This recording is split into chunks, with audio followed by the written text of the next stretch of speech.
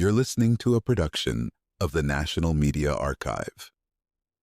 To learn more or volunteer, go to nationalmediaarchive.com. What if I told you that just over there, under the lee of a mountain, lies a resort that's home to Saudi princes, Hollywood stars, European royalty, and billionaire tycoons, all with combined wealth surpassing entire countries? You might picture Malibu, Monte Carlo, maybe Barbados or Bora Bora. But hold on to your designer sunglasses, Marbella, Spain. Surprised? So was I. Today, I'll take you deep into this contradictory paradise, where the world's rich and infamous build their dreams and sometimes their nightmares. But why Marbella?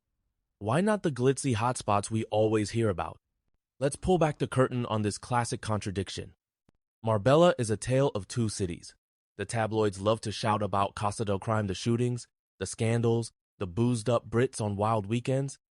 But Marbella is also the playground of the ultra-wealthy, a place where a handbag can cost 16-0 and mansions rent for 20-0 a day. Intrigued? You should be. So, how did this Spanish town become the epicenter of wealth, excess, and contradiction? Let's get into it. Let me drive you down the Golden Malia stretch that runs east to west along the Mediterranean, linking Marbella's past and present. On one end, the Old Town, once a stronghold reclaimed by Spanish Christians in the 15th century. On the other, the legendary Marbella Club, the spark that ignited the town's journey into luxury in the 1950s. Why is it called the Golden Mile? Because, square meter for square meter, it's more expensive than London's Mayfair. Now, you might be thinking, what makes this mile so special besides the price tag? Well, here you'll find the mosque built by King Fahd of Saudi Arabia and his lavish summer residence, plus more golf courses per capita than anywhere else in the world. It's not just a mile, it's a microcosm of global wealth, where the world's elite come to play, pray, and pay through the nose for privacy and prestige. Imagine living here. Would you want a Roman spa, a private cinema, or maybe your own hospital? In Marbella, all of that is possible if you have the cash. Let me take you inside one of Marbella's most jaw-dropping mega mansions, Laureana.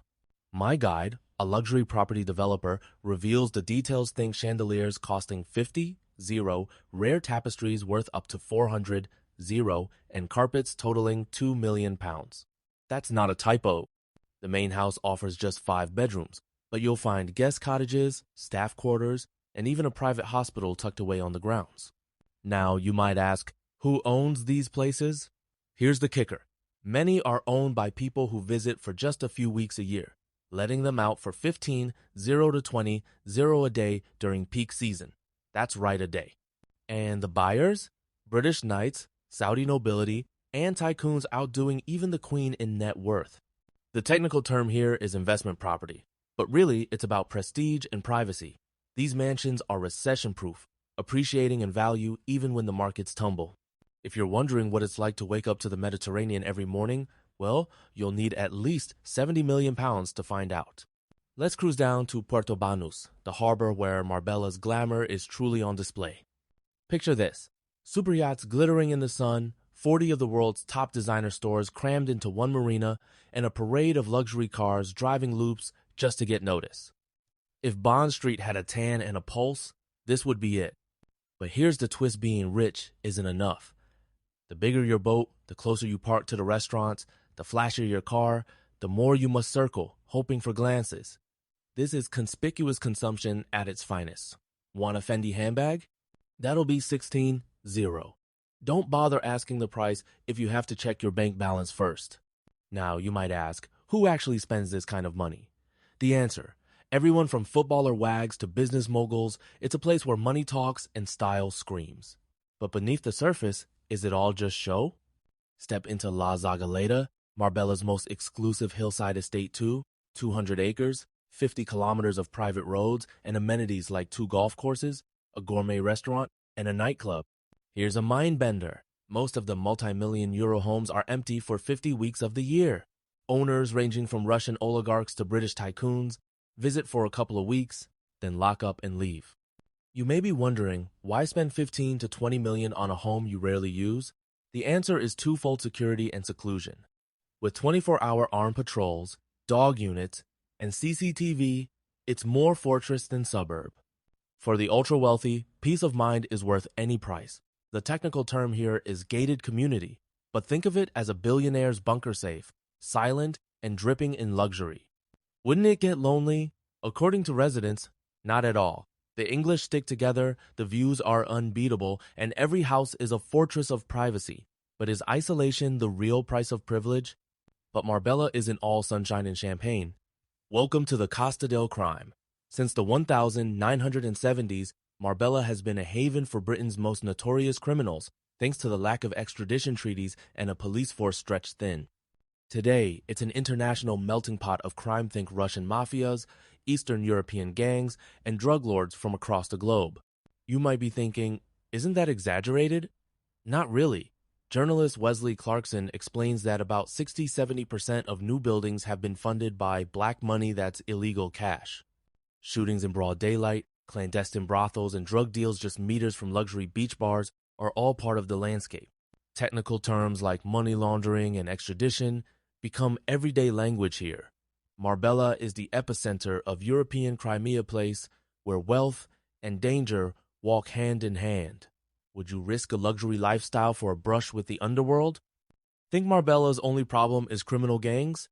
Think again. The town's 15-year building boom starting in the 1990s was driven by massive corruption.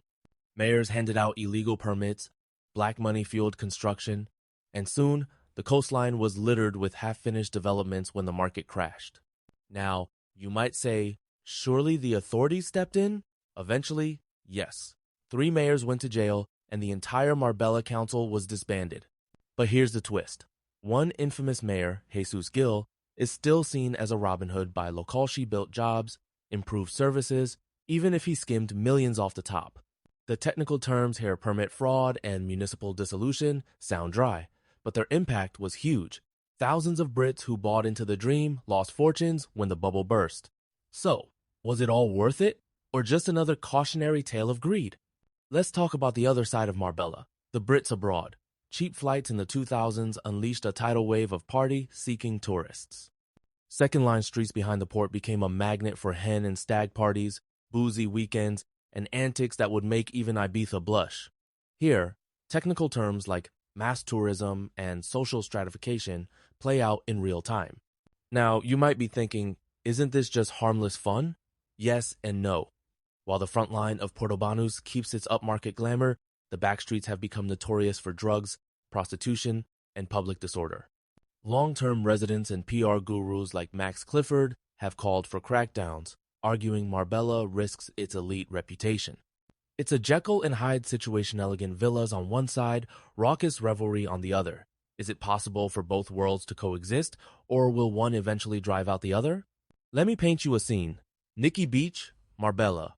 Sun-kissed crowds spraying each other with champagne, not sipping, but literally spraying. Last time I checked, a magnum of Cristal here costs $945. At a single party, 120 bottles might be wasted, all for social media glory and the thrill of extravagance. The technical term here is conspicuous consumption, and wow, is it literal? Now you might be thinking, isn't this a bit much, especially during a recession? Absolutely. But for many, it's about status showing you can afford to waste what others can barely afford to taste. In Marbella champagne culture, excess is both the means and the message. Let me ask you, if you had unlimited resources, would you join the spray, or does this all seem, well, a little senseless? For many here, fun trumps frugality, but is that sustainable in the long run? Here's a Marbella secret. Just a 40-minute drive away lies Gibraltar of British territory, offering one of Europe's lowest tax rates. Thousands of Marbella's millionaires claim residency there, dodging capital gains and inheritance taxes while enjoying Mediterranean luxury. The technical terms here are tax exile and offshore residency. Now, you might ask, is this even legal? Astonishingly, yes. You don't even have to sleep a single night in Gibraltar to claim the benefits. Just buy a flat, fill out some paperwork, and voila, millions saved. It's a system that's controversial but perfectly above board. So, is it any wonder Marbella attracts everyone from Sunderland pharmacists to international tycoons? Here, the sun shines on those who know how to play the system. Would you take the loophole, or does it cross an ethical line? Let's wrap up with Marbella's most intriguing trait, its talent for reinvention. From old-school aristocratic glamour at the Marbella clubware Hollywood legends queued for the only phone on the Costa, the modern club scene where a bottle of champagne goes for 30-0, this town is always evolving. Now, you might be wondering, is Marbella just for the rich and scandalous? Not at all. It's also a place where entrepreneurs, exiles, and even tabloid rogues like James Hewitt come to start over. Whether you're running a new restaurant, escaping your past, or just seeking the best weather in Europe, Marbella welcomes you.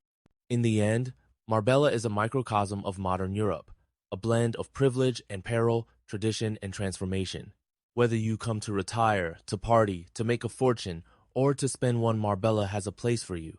The real question is, which Marbella will you choose?